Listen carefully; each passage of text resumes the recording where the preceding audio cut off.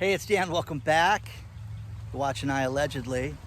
Got a good one for you today because we're going to cover some of the news. We're going to cover what Jerome Powell had to say and what's going on in the economy. Please don't forget to hit the like button, the subscribe button, share this with all your friends and colleagues. This is Red behind me, and Red is a bull and a friendly guy. Got to feed him earlier today.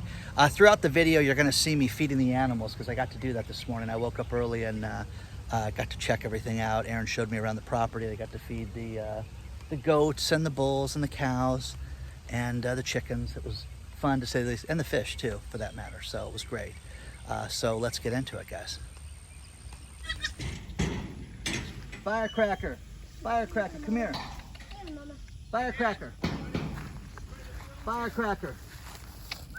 Firecracker. So feeding the goats on Aaron's farm. It's nice to get up in the morning and do this stuff, guys. I must admit, it's very cool. This is Bronco. And Bailey's coming up behind us. And Bailey's coming up. There's Bailey. Bailey. They love the food. Bailey knows what's going on. Word of the day is food. Yeah.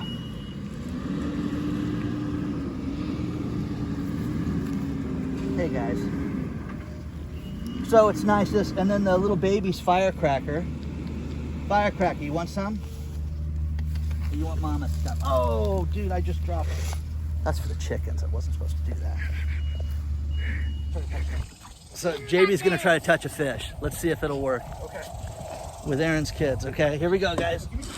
Okay, ready? I think they're not coming. I think we have to wait until they get up. What is going on down there? JB's gonna try to touch a fish. Oh, there's one. Oh, you got one. Yeah. Yeah. Remember, we're here for the Look at the size of those things, man. They are huge. The farm is very enjoyable, and I'm having a great time out here, to say the least. But the world and the crazy news is continuing right now as we are out here. It's raining right now, and we got some news from the one and only Jerome Powell today, who spoke.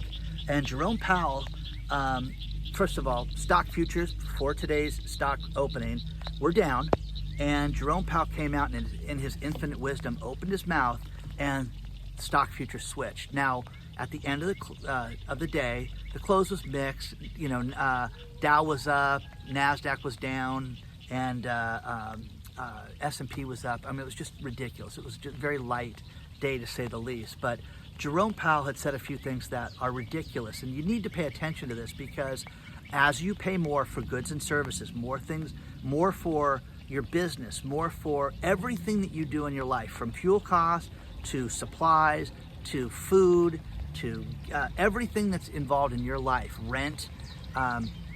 This guy was saying that, you know, it's not just going to be transitory, which again, transitory means it's, you know, it's not going to last long, okay? So inflation's going to be transitory, which is absolute nonsense. And now he says that there's going to be moderate inflation. And again, this is 2008 all over again. The only difference is that we don't have the interest rates higher to where they can lower the interest rates to spur the economy. I really don't know what's going to happen this time, because there's no way of fixing this with a, you know, interest rate drop. Things may go negative. You know, I think it's going to be catastrophic, but there's a buzz about raising interest rates right now, which again, they were talking about 2023, which is a year and a half from now, and I think that they're going to raise interest rates sooner. But also, Jerome Powell, I mean, how does anybody listen to this guy? By the way, they're shooting back there. How does anybody listen to guys like this and take this seriously? Okay, so they say farm life. If you guys hear shooting, I'm safe. Anyways, the producer price index today, that went up as well, 7.4%. And this is the price that people pay for goods and services from different producers. And it's a family of indexes. You can look it up if you'd like to know exactly what it is. But this is bad news, and it has not been this high in decades, okay? So again, don't worry about it. This inflation thing's no big deal. Again, the shenanigans that we're being told that because of reopening the economy, this is making things hit a log jam. We don't have automobiles, okay? We've done crazy things here in Texas where we've looked at real estate, we looked at cars, we looked at camper dealerships, and they don't have product. And why is that? Why is that you cannot get a camper right now? Now, I know I'm going to be told, oh, Dan, there's a chip shortage, and because of the chip shortage, it's affecting everything being produced. Well, I thought it was things that had chips in it, like certain automobiles and things like that. I still don't understand why a chip shortage is affecting camper trailers, okay? Or did they sell all the camper trailers out? Well, not according to them. According to them, they can't get the camper trailers. So, anyways, 80% of all chips are made from one place in Taiwan. They want to raise the price 20%. We covered that a couple weeks ago. This is an absolute mess. And again, the logjam of manufacturing, the fact that we don't make anything here in this country is a real big deal. I'm going to introduce you guys to a bull. The bull is named Red. So this is Red. So Aaron's out feeding the bull today. Yeah, get a full shot of him. Look at this But thing. yeah, he's a Brahma bull. A Brahma bull. Look at the big hump. He's a big softie. Listen, Aaron's now my producer. Get the full shot. Huh? I love it, brother. It's all good. Oh, what a beautiful animal. But yeah, so his hump it's kind of like the camels. It's you know, they can store water in there and stuff. Very cool, guys. Guys, I'm telling you, it's very cool to come out here and feed the animals and do all this stuff. It's just incredibly peaceful and enjoyable, and these are very, very happy animals, so it's absolutely cool. I think you need to come feed Red. Okay. Just put it out, he'll eat it out of your hand. There you go. As he takes my hand. No, he ain't gonna take it. No, he's just a big puppy. A big, Oh, yeah, a he'll big just follow 2,000 you pound, around. a big 2,000-pound puppy. Yeah. Oh my gosh, look at that! What a beautiful animal. Couple things with Dogecoin. One of the creators of Dogecoin said that not only will he never go back to Dogecoin, but he wants nothing to do with all cryptocurrencies because now it's run by what he called a wealthy cartel of financial individuals. Now, again, what does that mean? Okay, does that? Well, I thought that this was, you know, free love and a party with cryptocurrencies. I guess it's not. So, you know, there's a lot of problems with cryptos, and everybody writes me and says the same thing. You need to get on board. You need to join the club. It's gone up 200% a year. Blah blah blah blah blah. Well, listen, Dogecoin's at 22 cents today. How would you like to be the moron that paid 73 cents for that? Okay, so again, nobody's talking about that. I know people. I know a guy that had $1,000 turned into 11, a friend's son, and it will be interesting to see if he got out of it or not. I haven't asked him yet. But the big news with cryptos is Binance. People want to sue Binance because just like Robinhood, there was a point in time where they tried to sell in March. There was a problem, and people that were on Binance wanted to get out of their cryptos and wanted to unload them. They couldn't because of Binance shut down, it was slow to respond, and people were a victim of this. So they want to sue Binance. Well, Binance doesn't have an office, okay? Can you guys believe that, okay?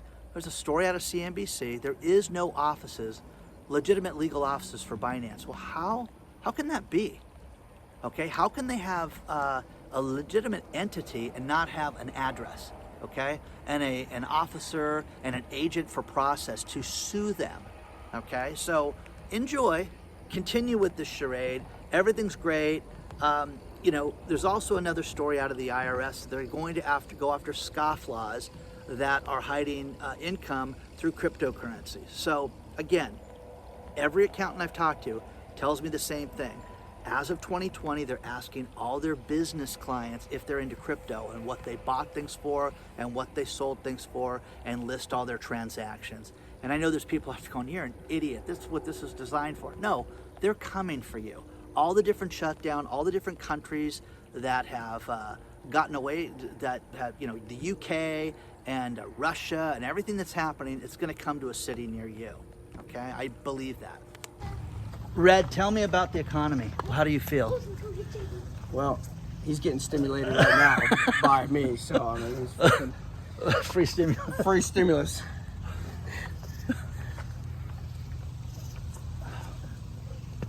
Red likes to go visit the neighbors' cows, and Aaron has to go pick him up and bring him back because he's got chicks. Yeah, there's not enough one action farm over here for him apparently, so he's got to go to the help out neighbors. the neighbors. Yeah. One thing that people have asked lately is what my background is. I grew up in the construction business. I was a screenwriter. I came to the medical space several years ago. I am a really good marketer, connective marketer that puts people together. I started a medical directory that is one of the largest in the country. We've gotten up to 75,000 people a month to that. I've got almost 23,000 connections on LinkedIn. I run, I think it's the third largest medical conference in the state of California. And we help startups raise money, get strategic partners. You know, I had a doctor today write me, and I always love when I ask doctors what kind of doctor they are and they don't answer me. So Dr. Shenanigans wouldn't answer the questions, but I gave him half of my resume, and he didn't hear back. So again, guys, I'm very good at helping businesses take the existing business that they have and create more sales from that. I am, again, a connective marketer in the sense that what do you need to make your business better? That's what I'm good at doing. So as we have these problems in the economy, and you see things like AMC stock taking a dive right now, and all the other meme stocks that everybody's put so much money into, I want to know what people are going to do when they put hundreds of dollars into these different stocks and they lose everything. So please share your thoughts on that. You know, this is unstable right now. Things are not good right now. You know, I'm not a doom and gloom sayer. I'm just a guy that's telling you to get prepared. You know, we came out to Texas to visit different things, and it's really weird to say that the homeless areas were nicer here. They're shooting over there. Anyways, the homeless areas, oh, somebody hit a target, hear that? But to say that the homeless areas are nicer, they have areas they'd like to keep the homeless in. They're patrolled by state troopers, and again, there's so many problems in our economy and right around us. All these moratoriums are ending. Everything's ending with rent. Everything's ending with the forbearance programs, and you're going to see nothing but problems come up in the near future. So one thing that's great to do is to get up in the morning and go to the pond and feed the fish. This pond has got everything. It's got huge catfish, it's got bass, it's got perch, it's got a little bit of everything out here, but just check it out, guys. Look at all the catfish just going at it. I mean, it's huge. Check this side too, Katie. Yeah, a lot of them over here. Some real big ones. Look at that. Look at how big they are. Unbelievable.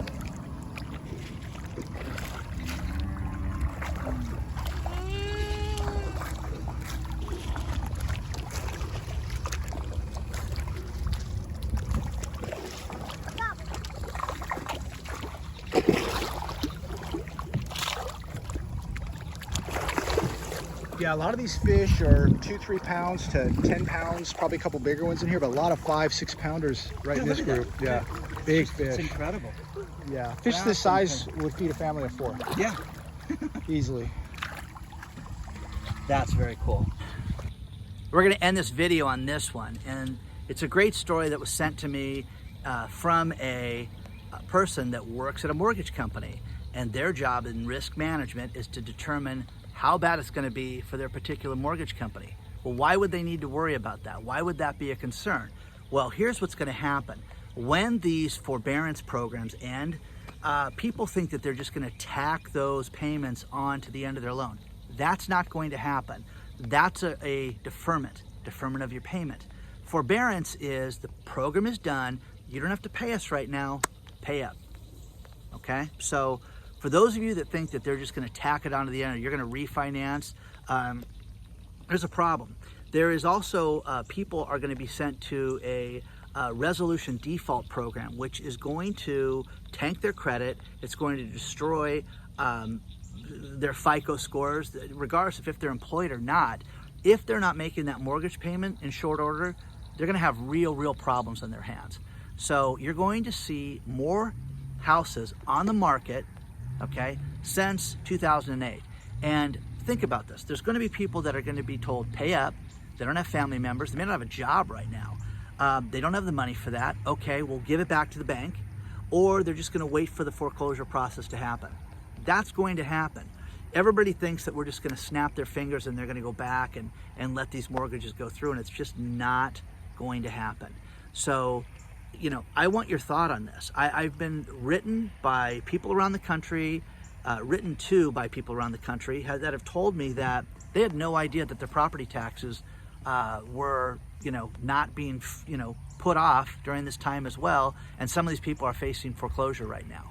So this is going to be a huge problem. Now, they're trying to tell us that there's only 2 million mortgages in forbearance. That's ridiculous. This guy laughed when I told him that figure. He goes, wait till you see it. So, you know, you can hear about BlackRock, how they have, you know, trillions of dollars in assets and they're going to buy everything. And they have all these assets that just issued their numbers. BlackRock and Blackstone, they can't buy everything, guys. There's going to be deals out there because there's going to be things on sale in the coming months. I don't care if you believe me or not, but not everybody's going to be able to flip a light switch and get this fixed, or refinance their house, or go through, you know, any program that's going to fix this. So, you know, share your thoughts, be ready for it. I hope you guys like the animals that I interspersed throughout this video. And please don't forget to the like button. Please hit the subscribe button. Share it with all your friends, colleagues, everybody. I have absolutely enjoyed Texas so far. It has been absolutely fantastic. Farm life is just A+ right now. So share your thoughts. Please join our email list. If you want to join our Patreon group and get more access to me, you can do that as well. Onward and upward, guys. Good luck to each and every one of you, and I will see you very soon.